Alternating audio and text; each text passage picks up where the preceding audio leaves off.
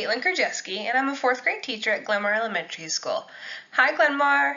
Today I'm here to teach you the Grade 4 Social Studies lesson for the week of May 18th. So, looking at today's objective, today we will conduct research about the English colonies and gather relevant information from multiple sources in order to construct an explanation and description using a claim and evidence from multiple sources. Now let's break down that objective. Looking at the first important part in our magnifying glass, we're going to be conducting research about the English colonies and gather relevant information from multiple sources. So just like when detectives do research, they use a magnifying glass, we're going to use our magnifying minds to conduct and gather all of that information. Next, we're going to construct an explanation and description. So, we're going to yell our explanation out like our person in his megaphone is going to yell his explanation or his answer out. We're going to just yell it with our pencils or computers. And finally, in order to enhance our explanation, using our stack of books or our research, we're going to back up our claim or our answer with that evidence or facts that we gathered from our sources. So look for these 3 symbols throughout today's lesson. So, just what is making a claim? Before we can even make a claim, we first have to ask a question. In this case, our question is given to us in an essential question, which we'll get to in a few moments. But how can we even make a claim? All we have to do is answer a question. Then, using our evidence, we're going to back up our essential question with some research. Remember our book stack? It's back. Remember our megaphone to make our claim? That's back too.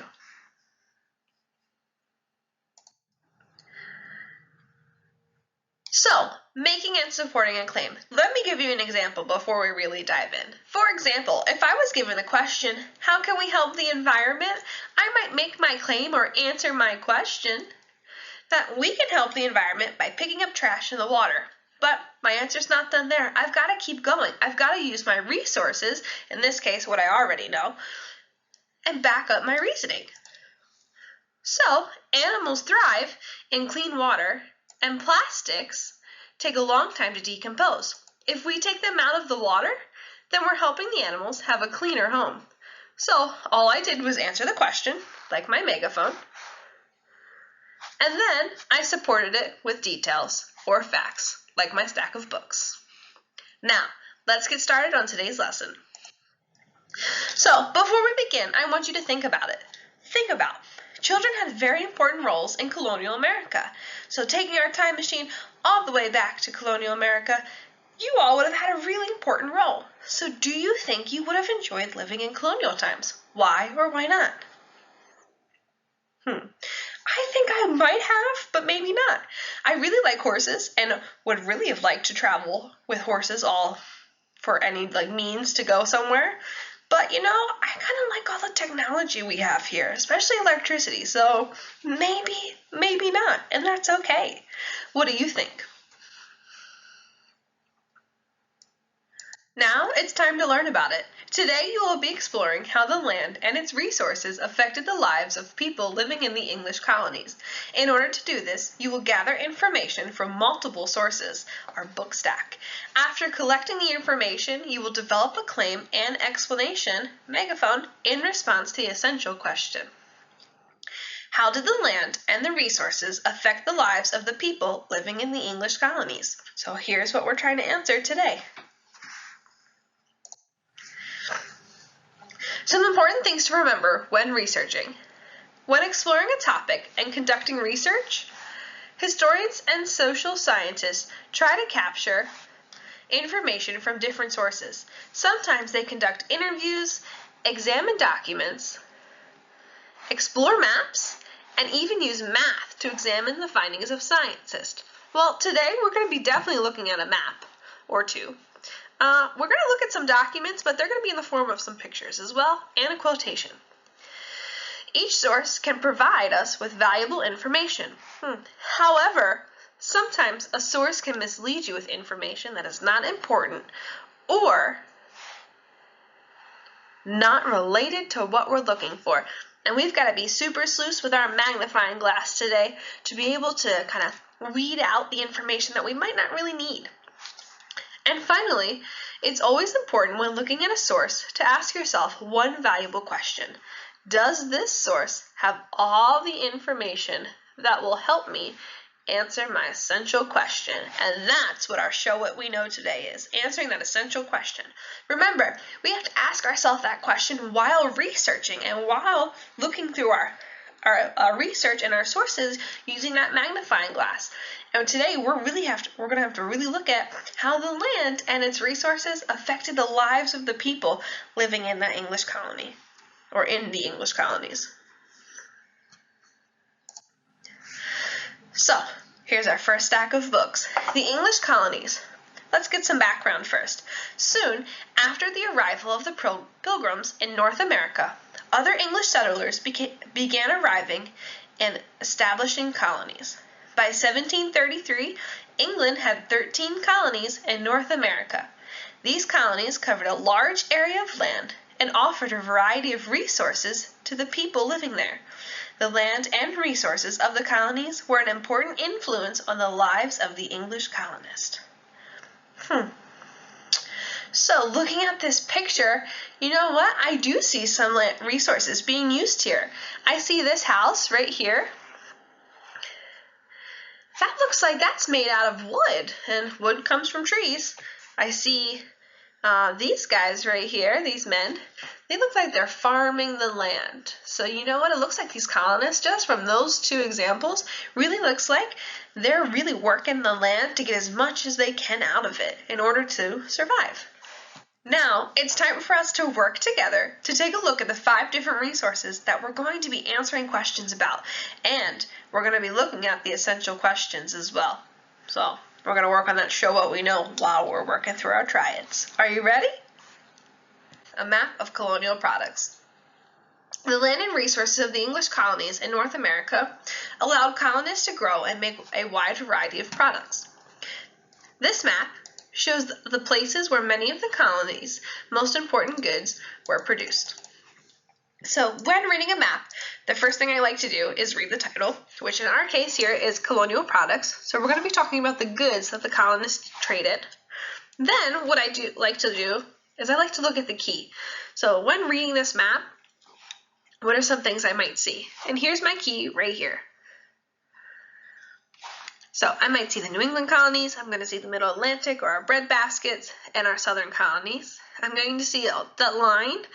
The straight line is where the borders are today, so those states' borders are today. The little cow is cattle, corn and wheat, little fish is fish, the fur is fur, this little plant is indigo, I for iron, the trees are lumber, the anchor is naval stores, rice grains are rice, this leaf is tobacco, and the whale is whaling products. So, looking here, the first thing I think I want to look for is fur. We didn't talk about fur, but fur trade was really popular in colonial times. So, I'm going to look at my key, I'm going to circle the symbol for fur. Here's fur. Now, I'm going to go into my map, and I'm going to see all the spots where I see fur, the little fur symbol. I'm going to use my magnifying mind here to try to figure this out. So, there's one there, one there, one there, there, and there. So, looking at that, I really noticed that the fur trade is kind of off to the back part of the colonies, really out in like that wooded area, knowing what I know about the land, that there's a lot of forest there, right? And so knowing that there's a lot of forest there, I'm thinking that the colonists probably trapped and killed forest animals for fur, like beavers, raccoons, squirrels, rabbits, deer. So, knowing that and knowing that animals like to live where people aren't, that's all the fur trade is towards the outer edge of the colonies, away from these larger settlements. So now, I'm going to erase all that so we can do our next one. Now, I want to look at these New England colonies, which is up here. Here's all of our New England colonies right there. And I see that, looking at all the symbols, I see a lot of lumber and a lot of fish. some lumber right there. A lot of lumber, a lot of fish. So I'm thinking that the the New England colonies were known for their lumber and fish trade. And finally, let's take a look at the farmland from the southern colonies to the New England colonies. So in our southern colonies, I see a lot of tobacco, some indigo, and corn. A little bit of lumber, but not a lot. And I see some naval stores there too. In the New England colonies, I see one corn, a lot of iron, and a lot of lumber. So we can tell just from this map that the soil in the South was much different than the soil in the New England colonies, meaning that the southern colonies could really profit from their farming because they have the better soil to farm. Where the northern and New England colonies, they couldn't do that. They had to use what they had, and in their case, they had a lot of lumber. So they used their lumber to their advantage, and that's what they traded when it came to looking at trade for the colonial products. So New England was really known for their lumber and for their fish industry, while the southern colonies were known for their farming and their tobacco, indigo, and rice products. So with that being in mind, how do you think the colonists here used the land, in all 13 colonies, used the land and its resources to their advantage? Illustration of a New England town. Well, here's our map. First thing I do when I read a map is I definitely like to start by looking at the key on the side. So looking here, I see that this is a New England town. So in the New England colonies, I'm looking at the key and I see mill, 1, 2 is a school, 3 is a blacksmith, 4 is a general store, 5 is a church, and 6 is a stable. All right, well, let me see if I can find those on the map. So let's see, here's the mill, 1. Here's the school, the blacksmith, the general store, the church, and the stable. And do you know what I notice? I notice that they're surrounding that center part of land. So towns in New England, in the New England colonies, often grew around a central park-like area called a common. Well, knowing that fact, this right here must be our common. The town church or meeting house stood at the one end of the common, right there. Let's highlight that instead. So here's our town church or our meeting house. A school, homes, and various businesses also line the common. So here's our school and our homes and businesses right here. People in New England towns often specialize their work in order to do one job well. So meaning that they specialize in just one skill instead of multiple skills. This practice allowed the towns to be self-sufficient, growing and producing most of the things that townspeople needed or wanted. So let's take a closer look at these specific skills. So our first skill that we're going to be looking at here is a blacksmith. Blacksmiths were generally men who sometimes had an apprentice or someone younger learning that skill, and what they did was they made tools and goods out of iron. So they made tools, weapons, plates, whatever. They made them out of iron, and they were a skilled worker, and commonly those men were only skilled in that trade. Next is a teacher, one you should be fairly familiar with. Teachers were in charge of teaching the younger colonial children, as well as providing them with a place to learn. And commonly, most children at a certain age would go off to become apprentices, and they would stop going to school.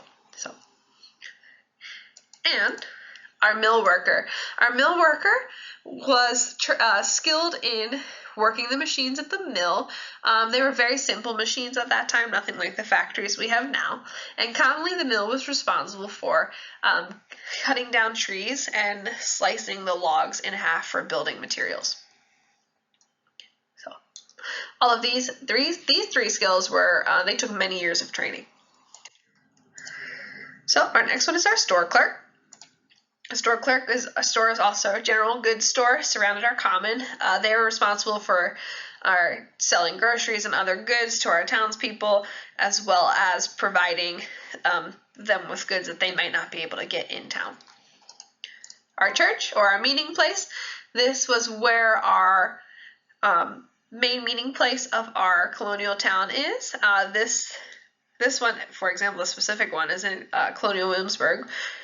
But the church is where, when the town had meetings, everyone would come and gather to one place, as well as celebrate religion. And finally, the stables, also Colonial Williamsburg in this photo.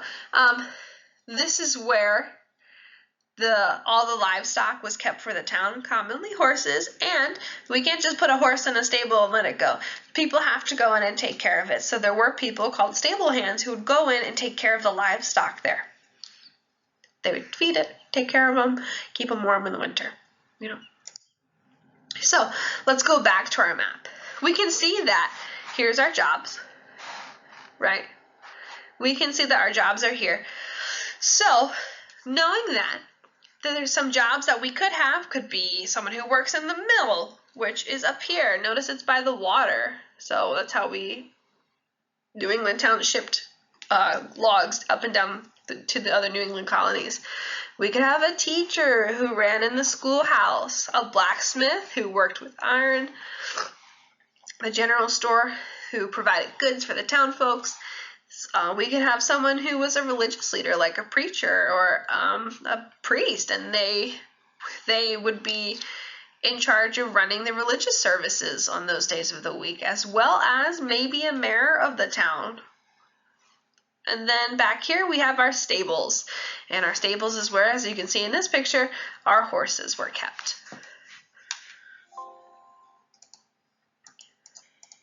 So, colonists are going to use those goods that they have and those skills that they traded with, or those specific skills they have, in order to trade their goods. So let's say our mill worker cut down, 100 logs, right?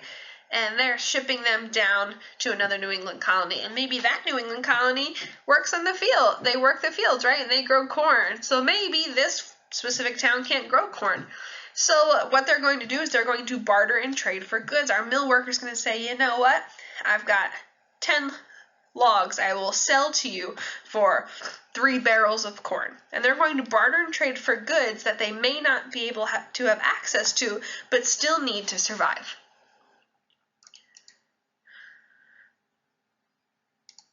So, I want you to think about now, how else might this land have helped these colonists? How might it have helped them in the New England colonies to survive? So again, taking a look at those important pieces there, right? Taking a look at the fact that we've got a field back here. We've got trees. We've got a well right here. Well goes with water. We have a river right here, right? So I want you to think about all of those before you answer your show what you know. Let's move on.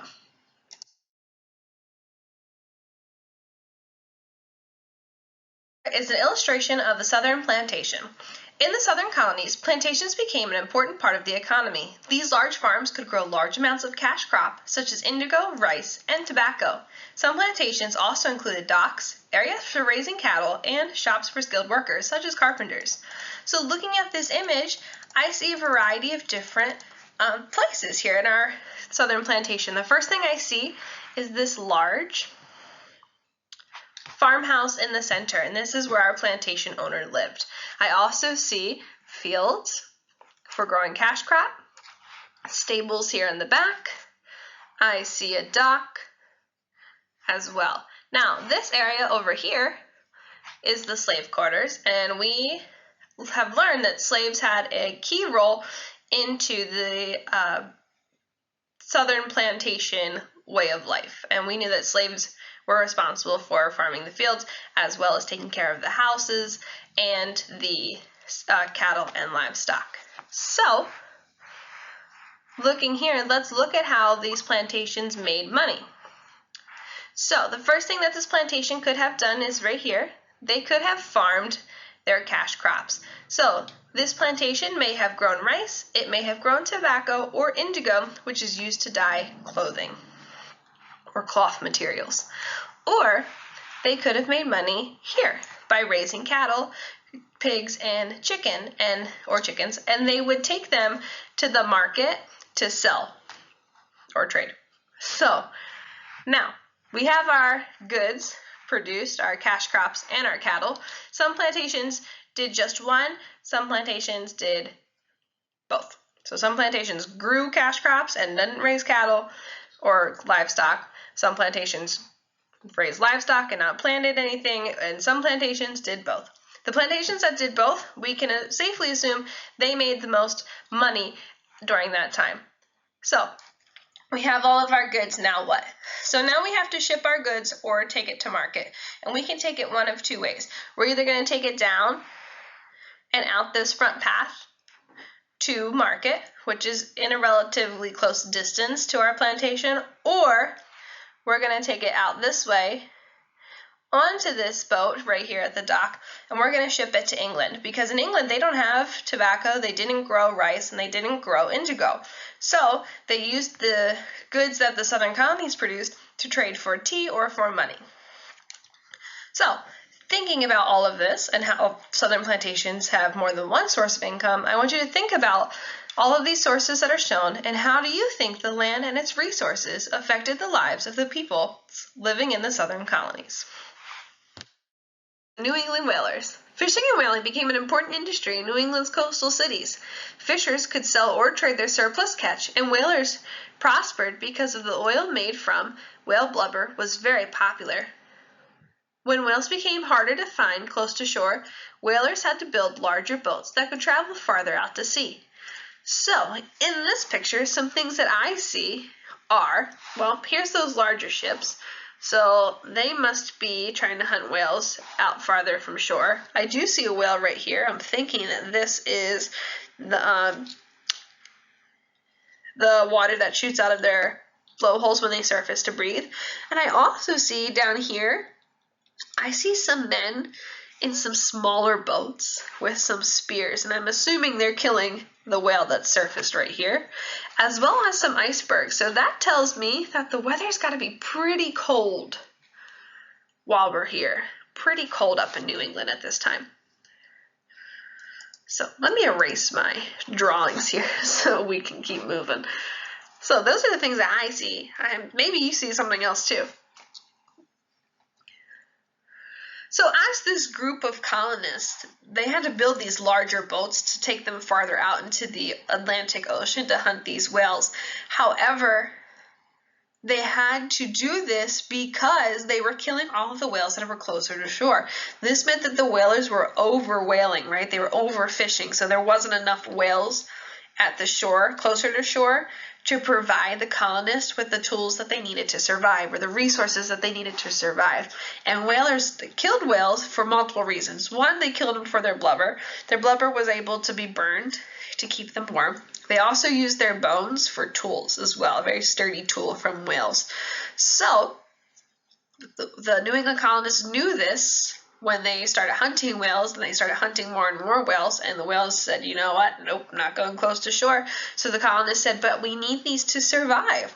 So what they did was they built these nice larger boats that were able to withstand the stronger parts of the Atlantic Ocean, and were able to travel farther out into the ocean in order to find the whales that had moved off the shore and into the deeper parts of the ocean. So, thinking about all of that and how the colonists really had to change their whaling, their hunting of whales, how did they use those resources to survive? And in this case, we're only looking at one resource here. We're looking at whales, but really look at what that boat is made of and what these boats are made of, and what could these tools, these spears, be made of down here, right? What could they be made of? Think about it. Let's move on. quotation. Our quotation comes from A Short Description of Pennsylvania, 1692, by Richard Frame.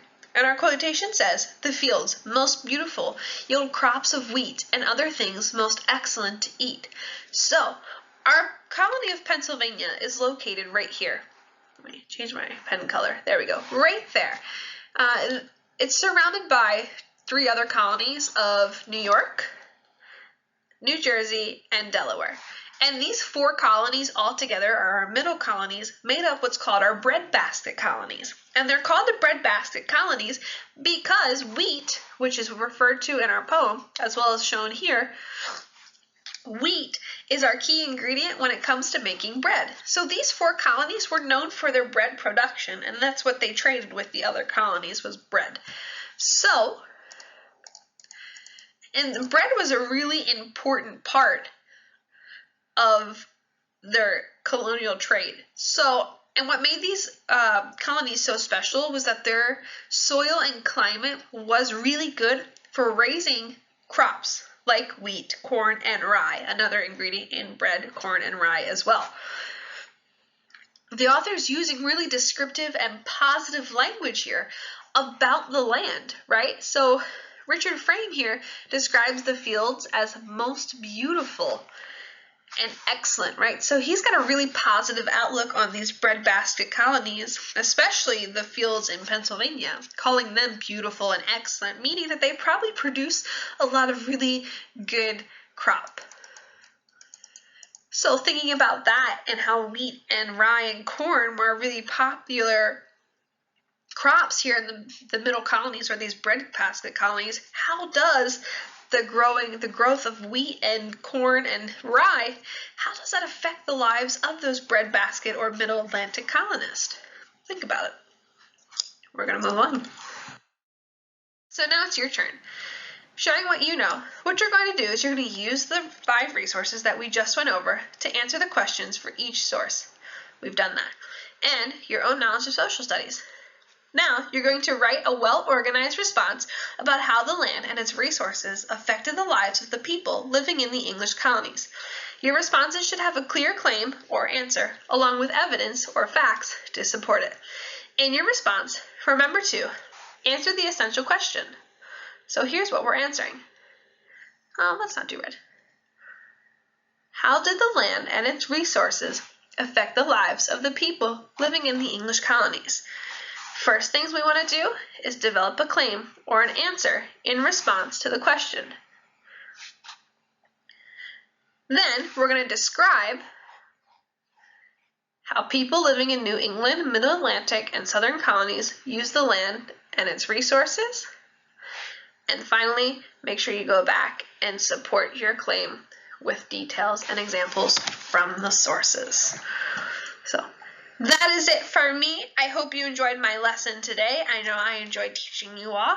Stay safe during this time, and I hope to see my Glenmar family soon. Bye.